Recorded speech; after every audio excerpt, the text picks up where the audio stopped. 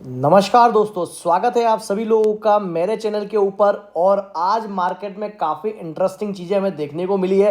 बढ़िया परफॉर्मेंस जो है वो आज मार्केट ने दिखाई है। काफ़ी बढ़िया स्टॉक्स के अंदर हमें तेज़ी भी देखने को मिली है।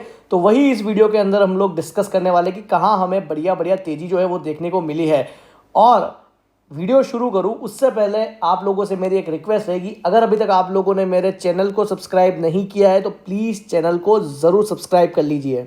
निफ्टी के अंदर हमें आज लगभग 200 पॉइंट्स की अच्छी खासी बढ़त हमें देखने को मिली है। क्लोजिंग बेसिस पे भी निफ्टी जो है वह लगभग डे हाई के आसपास जाकर के ही बंद होता है। कल का दिन जो है वो पूरा रहने वाला है बजट का।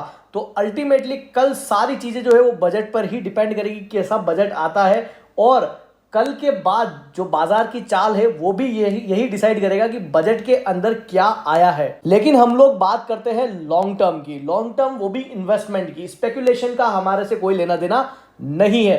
तो लॉन्ग टर्म में हमें बजट कैसा भी आए उसके बाद भी बढ़िया स्टॉक्स ढूंढने हैं। जरूरी नहीं है कि बजट अच्छा नहीं आएगा तो जो बढ़िया स्टॉक होंगे वो भी पीटेंगे। हाँ, थोड़ी बहुत गिरावट वहां देखने को मिलेगी, लेकिन फिर भी आने वाले टाइम के अंदर वो अगेन जो है वो ग्रो करना शुरू कर लेंगे। तो बढ़िया स्टॉक से ही हम लोग शुरुआत करेंगे। पहला नाम आता है आजाद इंजीनियरिंग का। आज स्टॉक के अंदर 12% की शानदार तेजी हमें देखने को मिली। कल के दिन भी 20% की शानदार तेजी जो है वो मैं आजाद इंजीनियरिंग के अंदर देखने को मिली। स्टॉक जो है वो बेसिकली इंजीनियरिंग सेक्टर का है और कंपनी जो है वो इंजीनियरिंग प्रोडक्ट मैन्युफैक्चर करती है जो कि एरोस्पेस और टरबाइन प्रोडक्ट के अंदर यूज किए जाते हैं। डायरेक्टली तो नहीं, लेकिन इनडायरेक्टली तौर पर भी कंपनी आप कह सकते हो कि डिफेंस सेक्टर या डिफेंस के जो दूसरे सेक्टर्स के अंदर जो कामकाज है या जो प्रोडक्ट्स है उससे रिलेटेड प्रोडक्ट जो है वो आजाद इंजीनियरिंग मैन्युफैक्चर करती है। और लिस्टिंग भी हमें इस कंपनी की काफी बढ़िया देखने को मिली थी। और पिछले 2 दिनों से बहुत बढ़िया जंप जो है वो हमें कंपनी के शेयर प्राइस के अंदर देखने को मिल रहा है। कल और आज का मिला दूं तो लगभग 32% के आसपास की तेजी जो है वो मैं स्टॉक के अंदर ऑलरेडी देख चुके हैं। तो इनिशियल लेवल पर स्टॉक काफी चल चुका है। अगर फ्यूचर में कहीं हमें गिरावट देखने को मिलती है और बजट के बाद में अगर कहीं स्टॉक थोड़ी सुस्ती दिखाता है या गिरावट दिखाता है तो डेफिनेटली आजाद इंजीनियरिंग को हमें लॉन्ग टर्म पर्पज से जरूर इन्वेस्ट करना चाहिए। छोटी कंपनी है लेकिन बढ़िया कंपनी है। अगला स्टॉक है दोस्तों टाटा मोटर्स। पिछले 3 दिनों से लगातार कंपनी जो है वो बहुत बढ़िया तेजी जो है वो मार्केट के अंदर दिखा रही है। स्टॉक जो है वो आज भी 3% की बढ़िया तेजी के साथ बंद होता है। 800 रुपए से स्टॉक जो है वो आज लगभग आप कह सकते हो कि 896 रुपए का हाई लगाता है और फाइनली 884 के लेवल पर बंद होता है। तो 3 दिनों में बहुत शानदार रिटर्न जो है वो टाटा मोटर्स ने ऑलरेडी डिलीवर कर दिए हैं और लगता है कि आने वाले समय के अंदर भी ये तेजी जो है वो कंटिन्यू रह सकती है और लगभग 1000 रुपए तक का जो लेवल है वो नियर टू शॉर्ट टर्म हमें देखने को मिल सकता है। मैं लगातार ऑलरेडी अपनी वीडियोस के अंदर इसको कवर कर रहा हूं। अगर आप लोगों ने अभी भी परचेज नहीं किया है तो आप एंट्री लेवल के लिए इस पर्टिकुलर प्राइस को भी चूज कर सकते हैं और अगर आगे फर्दर आपको गिरावट मिलती है तो वहां पर आप एवरेजिंग भी कर सकते हैं। नेक्स्ट कंपनी है सर इरेडा। कंपनी के अंदर काफी लंबे समय से हमें अपर सर्किट देखने को मिल रहे हैं। कल के दिन सर्किट ओपन हुआ था और आज अगेन कंपनी के स्टॉक के ऊपर 5% का अपर सर्किट हमें देखने को मिला है। डेफिनेटली कल बजट है और उसकी वजह से काफ़ी उम्मीदें हैं बजट के अंदर इस स्टॉक को कि अगर कुछ भी पॉजिटिव न्यूज़ निकल करके आती है तो डेफिनेटली ये जो तेजी है वो और कंटिन्यू होते हुए दिखाई देगी। लेकिन हमें सिर्फ एक पर्टिकुलर मोमेंट के ऊपर नहीं लेना है, हमें लॉन्ग टर्म के पॉइंट ऑफ व्यू से लेना है। क्योंकि एक दिन में आपका ठीक है 5, 7, 10% बन जाएगा, लेकिन अगर आप लॉन्ग टर्म के अंदर इस कंपनी में पैसा लगाएंगे तो डेफिनेटली आपको बढ़िया रिटर्न देखने को मिलेंगे।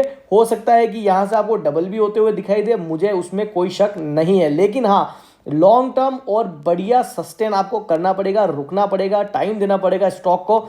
और मेरे कहने से आपको परचेज नहीं करना है। आपको अगर बिजनेस समझ में आता है, कंपनी के फाइनेंशियल समझ में आते हैं तो आपको पैसा लगाना है। सिर्फ मेरे कहने से पैसा नहीं लगाना है। नेक्स्ट है आईटी सेक्टर से KPIT टेक्नोलॉजीज। आज स्टॉक के अंदर लगभग 6.25% की बहुत ही शानदार तेजी जो है वो हमें देखने को मिली है। कंपनी का रिजल्ट आया है, रिजल्ट हमें बढ़िया देखने को मिला है और ऊपरी लेवल से काफी ज्यादा ऑलरेडी करेक्ट ये स्टॉक हो चुका है और बढ़िया लेवल पे अभी कामकाज कर रहा है। अगर हमें लॉन्ग टर्म के अंदर पैसा लगाना है तो डेफिनेटली KPIT टेक जो है वो भी एक बढ़िया सौदा हो सकता है।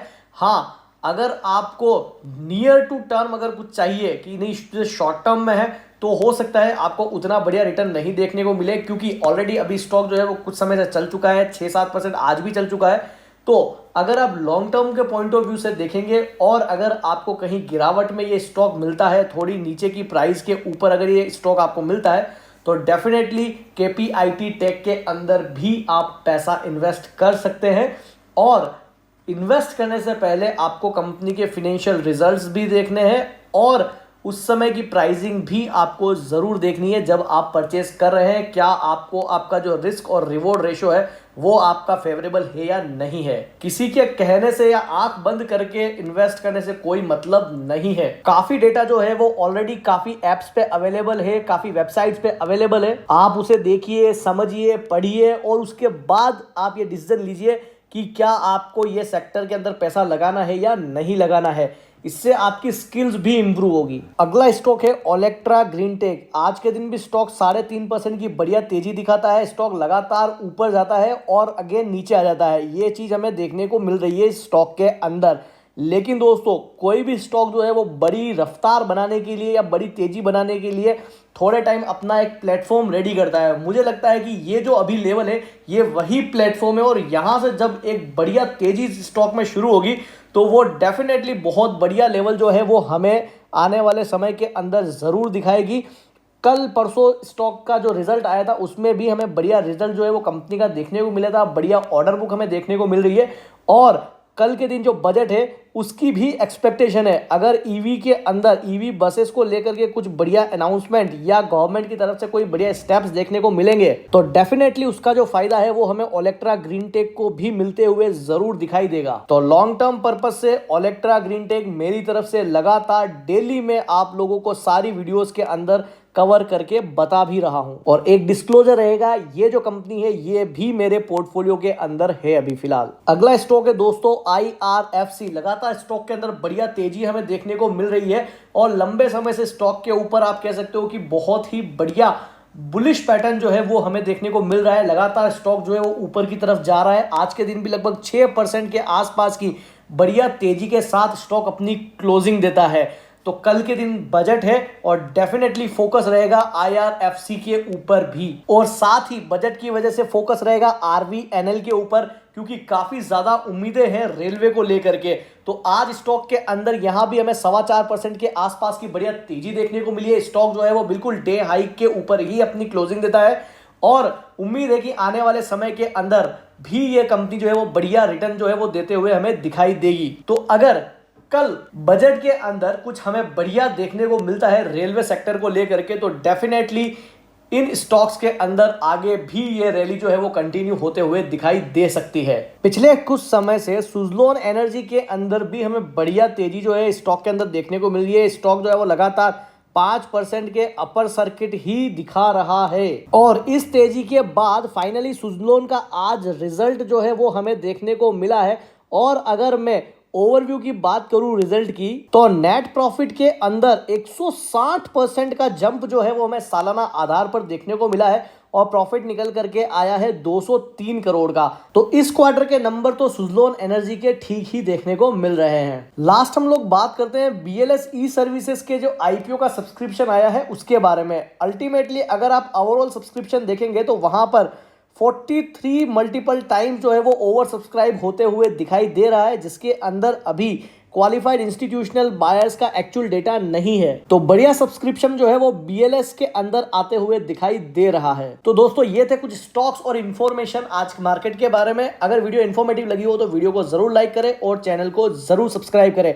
साथ ही कमेंट करके जरूर बताइएगा कि क्या आपने BLS ई सर्विसेज का IPO अप्लाई किया है या नहीं किया है।